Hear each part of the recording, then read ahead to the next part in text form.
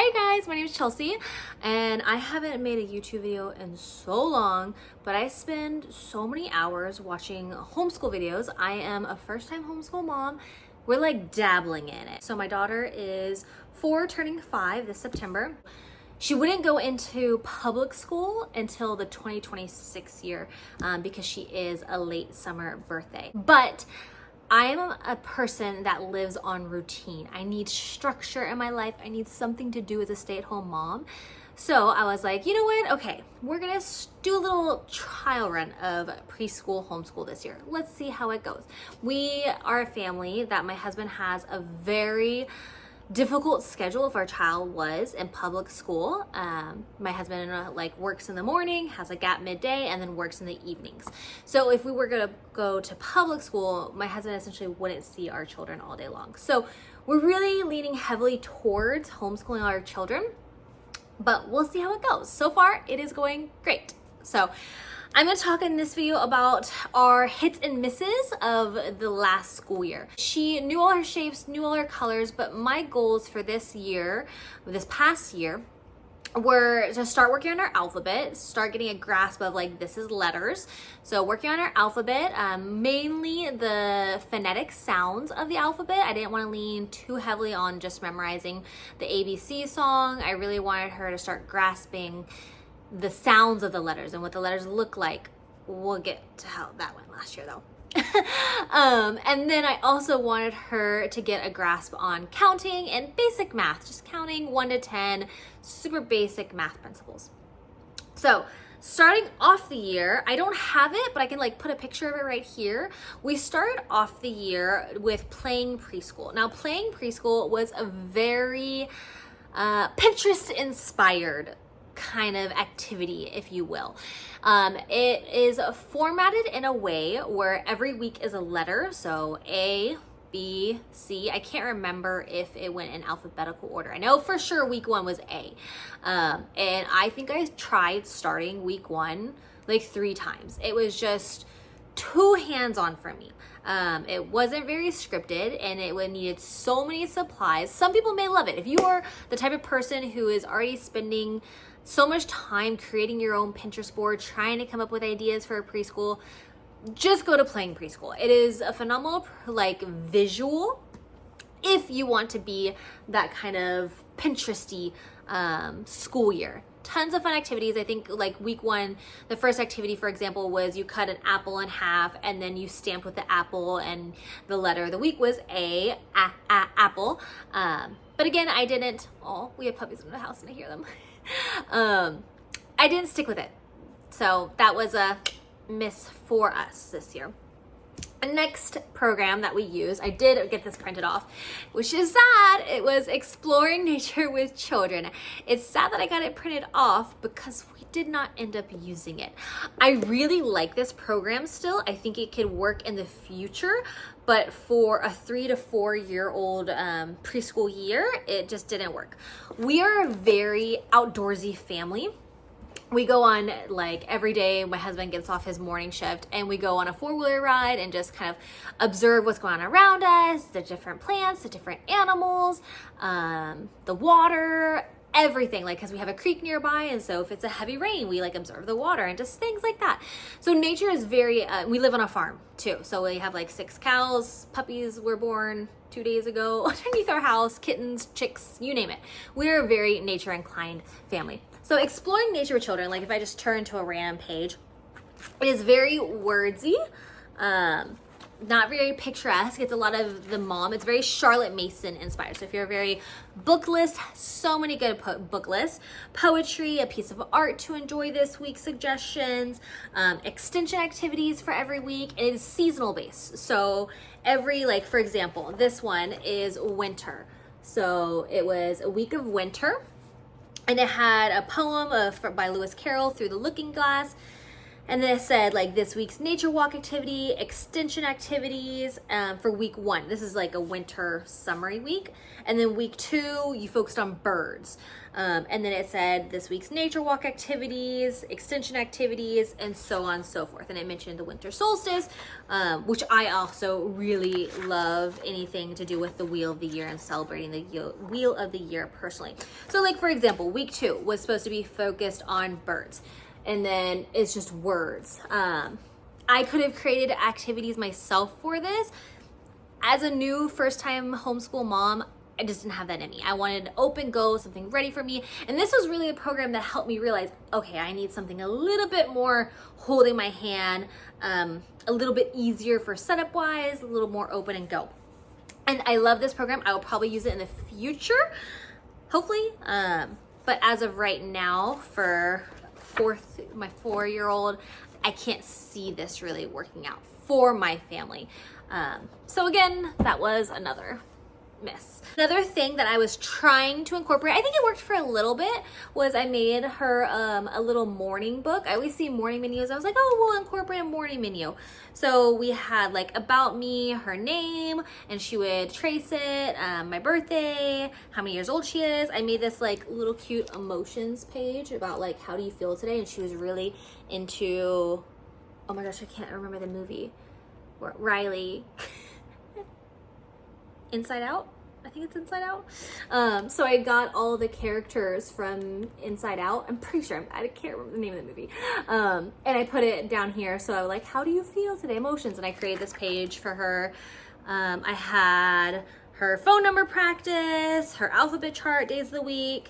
And this just, it lasted a few times. It wasn't for us. So that was something else that I tried to incorporate, and it was where I don't think that was it. Next thing that I did last year, I learned a lot this year, you guys, was we got All About Reading. I see so much of this online. It is a very hyped on YouTube curriculum for homeschool parents. So I was like, okay, I really wanted her to get, my goal for this year was to really learn the ABCs, and I've heard good things about how this is a phonetically inclined program. So I got the program. How it works, for example, was you go through your capital letters first. I don't know if y'all can see it, but you'll go through A to Z, all the capital letters, A to Z, the lowercase letters, and then you'll go in unit like 3, I would say, because it's like each one was a section. And then unit 3 was A to Z again, but you're focusing on the sounds of the letters. This didn't work for us. So at first it was saying like, take the letter D sheet. So it came with, in the student activity book, these like sheets of paper, these craft sheets. And so you would take the craft sheet, and it was just like, it says on the back, craft sheet instructions. It was like, you will need crowns, brown pipe cleaners, or small twigs. Color the deer with the letter D with crowns, make antlers out of pipe cleaners, and glue them to the head. She didn't care for this. She wasn't really inclined to do crafts. So I was like, okay, well, this isn't working. So instead we went online, and I can't remember where. You can find it ever. You can find it through the All About Reading website for free, mind you. So if you want to do what I'm about to show you for free through the All About Reading page, it has all of the animals and all the letters of the alphabet in animal form. And she really liked this. Now the problem was, I did most of this. It was great for her cutting skills, gluing skills. She did a lot of that with me for this. But as far as actually learning the letters, no. What All About Reading was good for was teaching her rhyming and sounds. Actually, not even sounds. Just All About Reading was really good about teaching us to rhyme. Because how the activities, or some of the practice activities were, it gives you like all these little cards. I don't have them with me, but it gives you a box of cards and tons of games. I'm also not a huge fan of all the pieces. I might be trying All About Reading one, not this coming year, but the following year. So which I know it has a lot of moving pieces. So we'll see. The biggest hit of All About Reading, when I bought All About Reading, if you know about Ziggy, Ziggy the zebra was out of stock, which is like a huge zebra that I think it goes down to like your elbow and it's a puppet, right? I didn't have Ziggy when I bought All About Reading, so I had like a little puppet off Amazon, and this was my Ziggy. Now, I cannot do schoolwork, you guys, without this zebra. Ziggy is the teacher. I am not the teacher. Ziggy the zebra is the teacher. So All About Reading did incorporate the puppet idea of the teacher, and this was a hit. This Ziggy the zebra, I don't feel like you need All About Reading to incorporate a puppet as a teacher into your homeschool life, but if you want to try something like that, Ziggy the zebra was definitely a hit from the All About Reading program. Everything else, I'm so about it. Last program I believe that we used for this school year was the Dimensions Math. Dimensions Math is based off the Singapore method of math, which I researched a lot about it, and I really liked the mastery aspect of it and how it kind of circles back and pulls forward.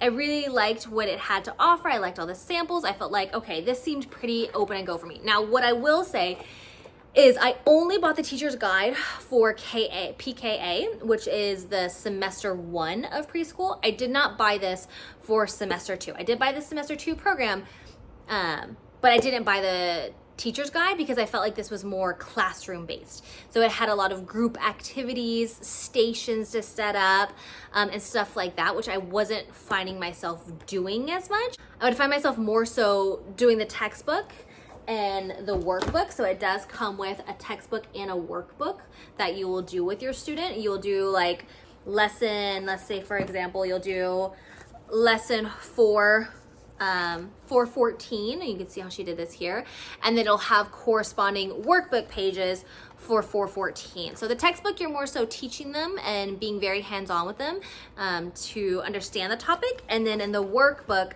they are doing the activity and really implementing it. I would find myself as I'm doing the textbook and workbook with her in that moment, I'd be like, oh, she's grasping this, we can move on. Or I'd be like, oh, she's not really understanding this. And then as we're going through it, ideas would pop in my head of how I could help my child better understand it. So in the future years, I probably will for sure need to order the teacher's guide. For PKA, I don't really believe a teacher's guide is necessary. We did PKA first half of the year, and then we moved on to PKB for the second half of the year. She is almost done with this. She's on the last chapter right now. We plan to homeschool year round, so I'm not too rushing it. I'm too worried about it. I kind of just, if you're sick, we don't do schoolwork. If I'm sick, we're not going to do schoolwork that day. But we plan to do specifically reading and math all year round. Other subjects, they will be in the quote normal public school schedule, but reading and math are full year round for us. PKB, about to finish it. I did not use a teacher's guide for it. I did not have any issues. I think I was able to really incorporate other ways when she was struggling with stuff to really help her grasp the topics a little bit better. But I have really enjoyed the Singapore Dimensions Math program, and I already have the Kinder one on the way. Dimensions Math program was like a hit for us. I've already ordered the next one, so we will be continuing on with this program. With that being said, this past year, I definitely learned a lot about how I am as a teacher for my daughter, as well as how my daughter is as a student. My daughter likes workbooks. She likes to be hands-on. She likes the physical touch and marking stuff and checking it off. She has definitely learned a lot this past year. I'm excited for what her kinder year is gonna bring. I already have all of her programs for her kinder year. We have started, we are a secular homeschool family, but we have started The Good and the Beautiful. So this is the page that she's on. So we're on lesson 23 of The Good and the Beautiful. It definitely has a lot of fluff. I'm talking about this now because I feel like this is I've started it this year, so it's technically still her preschool 3 year. We're on lesson 24 of it. But this is the Good and the Beautiful preschool year. What it's focused on, it's focused on colors, letters and sounds, matching, motor skills, numbers, rhyming, shapes, and sorting. I am really only using this for her alphabet. So I have brought in this to really help with the alphabet, as well as I brought in the Good and the Beautiful to help work on our alphabet. That is definitely a hit for this year for us. It is religious. Preschool book doesn't have a lot of religious stuff incorporated into it, in my opinion. It's really easy to just kind of skim over those topics. It is a little fluffy, in my opinion, so it does have like, look at this person sitting in the grass. Imagine you're sitting in the grass. And then my daughter would just go like, woo, and then just start running around like she's playing in the grass. So I would really skim over those aspects as well and just focus on the letters and the sounds. The last thing I incorporated this year, towards the end of the year, well, I incorporated it, I think, probably started this only a month ago, maybe a little bit longer, was Explode the Code. So this is Get Ready for the Code. She has already completed this book. This is Get Ready for the Code A. Again, I started a lot of this stuff because, like, all about reading, I wanted it to work. It didn't work. And my goal is for her to learn her alphabet this year, is to really start to grasp. Her pre-K 4, I'm gonna call this her pre-K 4 year. So for my daughter's pre-K 4 year, we've tested out a ton of products. The last curriculum that we've really incorporated this year is Explode the Code. We start with the A, Get Ready for the Code A, and I love this program. I love how it really drills not just the handwriting aspect of it, but the sounds of it. So like, let's see, for example, and I love how it circles back. It is definitely a more spiral approach. So she started off, for example, with F. And it would say, trace the F with your finger. This letter has a sound that you hear at the beginning of fish. And so she would go fish. And we would do this for every letter. And then in the beginning, she was just tracing, working on taking the F to the thing that started with the F. And I had her go as she would trace to work on that sound. And it had several drills for the letter F. So I think like each letter had, I don't know, I can count 1, 2, 11, 12. I think there was 12. There's about 12 pages for each letter's introduction and Explode the Code. And then it circles back. So instead of just being focused on the letter F, towards the end, for example, it was saying like, what is this item? And I put like a little cheat code for her over here. I'm like, these are the things that we've already worked on, because it didn't have a reference sheet for her. So I put it over here of like, all right, these are the letters we've worked on. These are the ones that you will be using. So she knew moon, and then she would write the letter, balloon, bee, so forth, so forth. So I really, really like this one. It is not considered a complete curriculum. I think you can make it a complete curriculum, honestly, in my opinion, but this is definitely a hit for us.